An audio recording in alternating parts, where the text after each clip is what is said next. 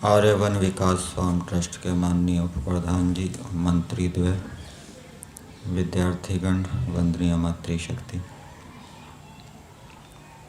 कल हमने मंत्र संख्या 33 के ऊपर विचार किया था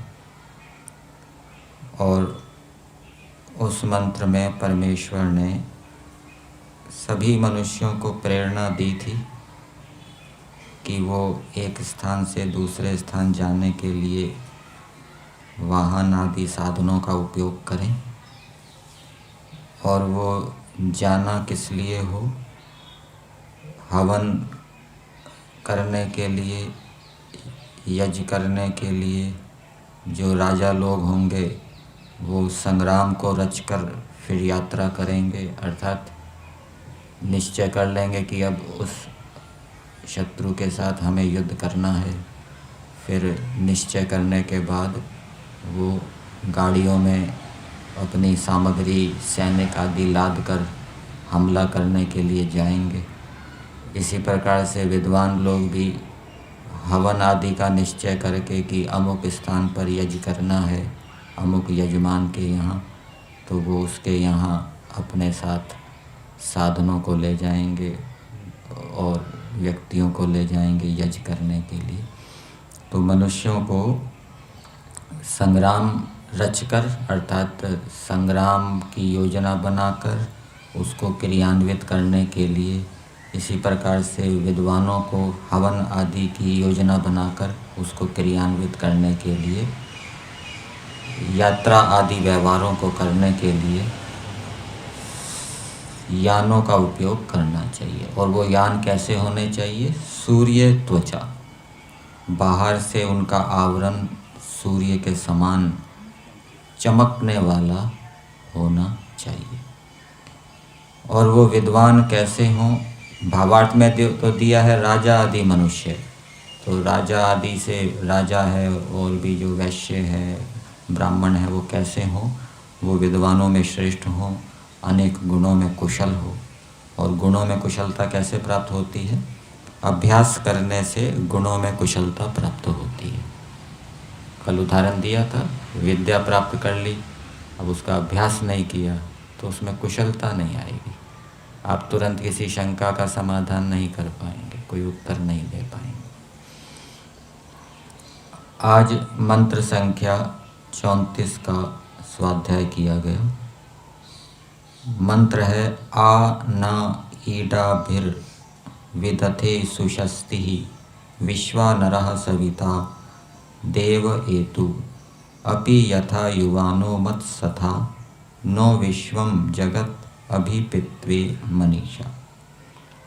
इस मंत्र का देवता है सविता और सविता शब्द मंत्र के अंदर भी आया है।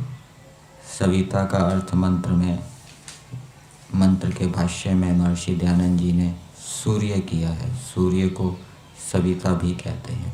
सूर्य के अनेक नाम हैं, उसमें सविता भी है। और इस मंत्र का विषय क्या है? अथ उपदेशकः किम कुर्यु, उपदेशक लोग क्या करें। इस मंत्र के भावार्थ में ये नहीं दिया कि उपदेशक क्या करें। भावार्थ में तो ये दिया है कि उपदेशक कैसे होने चाहिए। जब हम इस मंत्र के पदार्थ को पढ़ेंगे तब हमें पता लगेगा कि उपदेशकों को क्या करना चाहिए। कुछ मंत्र आपको ऐसे मिलेंगे जिनकी भूमिका का उत्तर हमें भावार्थ में मिलेगा, और कुछ मंत्र ऐसे मिलेंगे जिसकी भूमिका का उत्तर हमको पदार्थ के अंदर मिलेगा। यहाँ की भूमिका का उत्तर हमें भावार्थ में नहीं मिल रहा, पदार्थ के अंदर मिल रहा है। भावार्थ में क्या दिया है कि उपदेशक कैसे होने चाहिए, उपदेशक कैसे हों। तो भावार्थ में दिया है जो सूर्य के तुल्य विद्या से प्रकाश स्वरूप। तो वो उपदेशक जिस विद्या का उपदेश करेंगे, अलग अलग विद्याओं का उपदेश करने वाले होंगे, तो वो अपनी विद्या में कुशल हों, सूर्य के समान प्रकाश स्वरूप हों, अच्छी प्रकार से विद्या को जानने वाले हों, शरीर और आत्मा से युवावस्था को प्राप्त और उपदेशक कैसे होने चाहिए? बूढ़े नहीं होने चाहिए, रोगी नहीं होने चाहिए। उपदेशक युवा होने चाहिए, जवान उपदेशक होने चाहिए, ठीक है। और शरीर से भी जवान और आत्मा से भी जवान होने चाहिए। आत्मा से जवान मतलब आत्मा से बूढ़ा होने का मतलब क्या? शरीर से बूढ़ा होना तो समझ में आ रहा है, आत्मा से बूढ़ा होने का मतलब क्या? या आत्मा से बच्चा होने का मतलब क्या? आत्मा से बूढ़ा होने का मतलब ये है कि वो आत्मिक बल प्राप्त करके फिर वो बल समाप्त हो गया, क्षीण हो गया, ठीक है ना, कोई उत्साह नहीं रहा। और बच्चा होने का मतलब क्या है कि वो अभी उसने विद्या आत्मिक बल प्राप्त किया ही नहीं है। तो आत्मा से युवावस्था को प्राप्त मतलब आत्मिक बल से भी युक्त हो। और आत्मिक बल कैसे आता है? अच्छे अच्छे गुण कर्म स्वभावों को धारण करने से, धर्म को धारण करने से। तो ऐसे उपदेशक होने चाहिए। फिर आगे दिया सुशिक्षित, अच्छी शिक्षा से युक्त होने चाहिए। बोलने चालने, उठने बैठने, लेने देने का अच्छा व्यवहार उनको आना चाहिए, व्यवहार कुशल होने चाहिए। और जितेंद्रिय होने चाहिए, मन इंद्रियों के ऊपर उनका नियंत्रण हो, ऐसे उपदेशक हों। सुशील, उनका अच्छा स्वभाव, अच्छा चरित्र होना चाहिए। तो ऐसे जब उपदेशक होंगे तो देश के अंदर, समाज के अंदर उन उपदेशकों का प्रभाव पड़ेगा। और यदि उपदेशक जितेंद्रिय नहीं हैं, मन इंद्रियों के विषयों में फंसे हुए हैं, चरित्र अच्छा नहीं है, उठने बैठने, लेने दोने, खाने पीने का व्यवहार नहीं आता, छोटे बड़े से कैसा व्यवहार करना है नहीं आता, और बूढ़े हैं अथवा रोगी हैं, तो उनका प्रभाव नहीं पड़ेगा। फिर आगे दिया, वे सबको उपदेश से ज्ञान कराने को समर्थ होते हैं। तो ऐसे उपदेशक होंगे तो श्रोताओं के अंदर भी ज्ञान उत्पन्न होगा, मतलब कि उनका व्यवहार में भी परिवर्तन आएगा। यहाँ ज्ञान से शाब्दिक ज्ञान नहीं लेना चाहिए, बोध उत्पन्न होगा। अब जो भूमिका दी है, उपदेशक लोग क्या करें, उसका उत्तर हमें पदार्थ के अंदर मिलेगा। तो पदार्थ में दिया है, हे युवानः, ये उपदेशकों का विशेषण है। उपदेशक कैसे हों, जो भावार्थ में दिया वही यहाँ पदार्थ में दिया जा रहा है। युवानः कौन सा रूप है? युवन शब्द है, युवन शब्द। युवन शब्द के रूप कैसे चलते हैं? युवा, युवानौ, युवानः, युवानम, युवानौ, आगे यूनः। फिर तृतीया का एक वचन क्या होगा?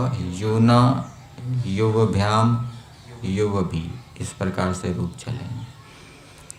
तो युवाना का एक अर्थ तो किया है जवान, और दूसरा अर्थ क्या किया? ब्रह्मचर्य के साथ विद्या पढ़े हुए उपदेष्टा लोगों।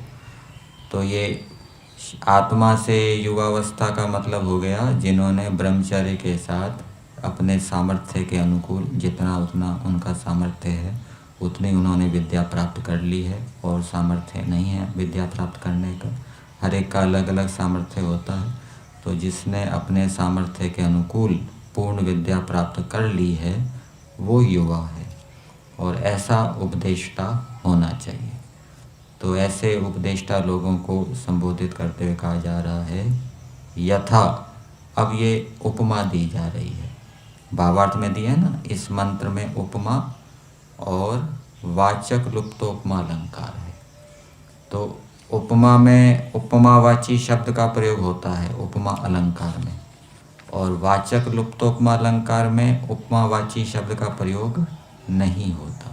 तो यहाँ पर यथा शब्द ये उपमावाची शब्द है, तो ये उपमा अलंकार का उदाहरण दिया जा रहा है। यथा जैसे, विश्वानरः सबका नायक, देवः उत्तम गुणों वाला, सविता सूर्य के तुल्य प्रकाशमान विद्वान, तो विद्वान की उपमा दी जा रही है।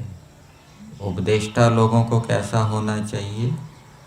ऐसे विद्वान जैसा होना चाहिए, और ऐसा विद्वान जैसे कार्य करता है वैसे कार्य उपदेष्टा लोगों को भी करने चाहिए।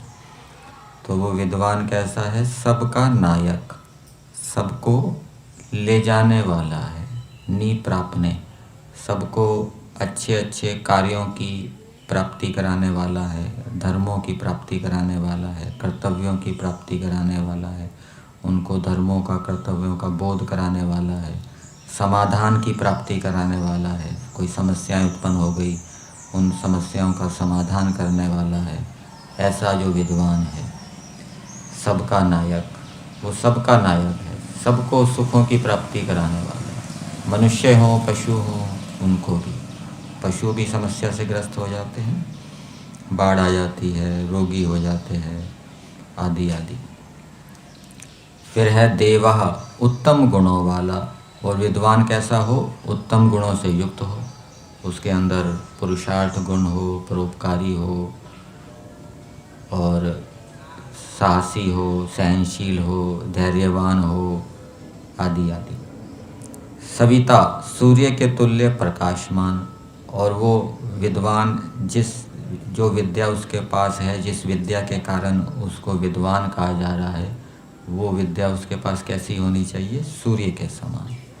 जैसे सूर्य के अंदर अंधकार नहीं होता, प्रकाश ही प्रकाश होता है। चंद्रमा में तो अंधकार हो जाता है, कभी प्रकाशित होता है, कभी आधा प्रकाशित होता है। पिछले भाग में तो ऐसा बताते हैं वहाँ सूर्य का प्रकाश जाता ही नहीं एक स्थान पर तो। लेकिन सूर्य ऐसा नहीं है, सूर्य सब जगह से प्रकाशित है, कोई स्थान वहाँ पर आपको अप्रकाश से युक्त नहीं दिखाई देगा। ऐसे ही जिस विद्या में व्यक्ति विद्वान है, वो विद्या वो अच्छी प्रकार से जानने वाला होना चाहिए। उस विद्या का कोई भी अवयव उसको अज्ञात ना रहे, उसमें भ्रांति या संशय ना हो। तो सूर्य के तुल्य प्रकाशमान विद्वान ईडा भी ही, ईडा शब्द वाणियों के लिए आता है, वाणी को ईडा कहते हैं। तो वाणियों से, जैसे ये विद्वान वाणियों से विदथे, जताने योग्य व्यवहार में सुशस्ति, सुंदर प्रशंसा युक्त, नहा हमारे विश्वम, सब जगत, चेतन पुत्र गौ आदि को अच्छी प्रकार प्राप्त होवे। तो जैसे विद्वान सब को जताता है, क्या जताता है? विद्याओं को जताता है। जताने का मतलब बताता है, और बताने के लिए वो गृहस्थियों के यहाँ जाता है, और उनकी जो समस्याएं होती है, चेतन पुत्र गौ आदि को अच्छी प्रकार प्राप्त होवे। किसी की पशुओं की समस्या होती है, जी हमारे पशु बहुत बीमार होते हैं, क्या करें। किसी की पुत्रों की समस्या होती है, जी हमारे पुत्र बिगड़े हुए हैं, क्या करें, इनको कैसे सुधारें, अथवा हमारे पुत्र ठीक मार्ग पर चलते रहें, उसका कोई उपाय बताइए। तो जैसे वो इन के विषय में जताने के लिए इन मनुष्यों को अच्छी प्रकार से प्राप्त होता है, वैसे ही उपदेष्टा लोगों को भी इन चेतन पुत्र गौ आदि के विषय में जताने के लिए मनुष्यों को प्राप्त होना चाहिए। अर्थात उपदेष्टा लोगों का काम यही है, वो गांव-गांव में जाएं, नगर में जाएं, और लोगों को प्राप्त होकर उनको उनके पुत्रों के विषय में, उनके व्यवहारों के विषय में, पशु आदि के विषय में बतावें। वैसे अभिपित्वे, सम्मुख जाने में तुम लोग आनंदित होजिए। जैसे विद्वान लोग घरों में जाते हैं और उनको अनेक विद्याओं का बोध कराते हैं, उनकी समस्याओं का समाधान करते हैं, वैसे आप भी इस कार्य को करने में उपदेष्टा लोगों को कहा जा रहा है आनंदित होजिए। आनंद आपको आना चाहिए इस कार्य को करने में।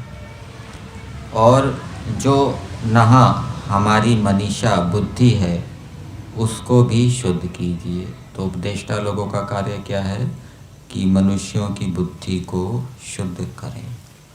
बुद्धि अशुद्ध हो जाती है। अशुद्ध बुद्धि का मतलब क्या है? अज्ञान से युक्त होती है, अविद्या से युक्त होती है। तो उनको यथार्थ ज्ञान देकर उनकी बुद्धि को शुद्ध करें या बुद्धि को पवित्र करें। ठीक है। ईश्वर से भी प्रार्थना की जाती है ना कि ईश्वर हमारी बुद्धि को पवित्र करे। तो ईश्वर हमारी बुद्धि को पवित्र कैसे करता है? तत्व ज्ञान देकर ईश्वर हमारी बुद्धि को पवित्र करता है, प्रेरित करके, तत्व ज्ञान प्रेरित करके ईश्वर हमारी बुद्धि को पवित्र करता है। इसी प्रकार से विद्वान लोग भी लोगों के अंदर जो मिथ्या ज्ञान है, उल्टा ज्ञान है, या जिस विषय में संशय है उस विषय में ठीक ठीक ज्ञान देकर, तत्व ज्ञान देकर वो उनकी बुद्धि को पवित्र करें। और पवित्र ज्ञान, शुद्ध ज्ञान ईश्वर के विषय में हो सकता है। ईश्वर के विषय में लोगों की भ्रांतियाँ हो सकती है, संशय हो सकते हैं। ईश्वर की न्याय व्यवस्था के विषय में लोगों की भ्रांतियाँ हो सकती है, संशय हो सकते हैं। इसी प्रकार से स्वास्थ्य के विषय में, दिनचर्या के विषय में लोगों की भ्रांति हो सकती है, संशय हो सकते हैं। रोगों के विषय में संशय हो सकते हैं। तो इन विषयों में उपदेष्टा लोग उनकी बुद्धि को शुद्ध करें। और उपदेष्टा लोगों की विशेषता क्या है वो मंत्र में भी बताया है, युवाना शब्द में। और ये जो विद्वान की विशेषताएं बताई है वैसी विशेषताएं उपदेष्टा की भी होनी चाहिए, और वही बात भावार्थ के अंदर बताई है।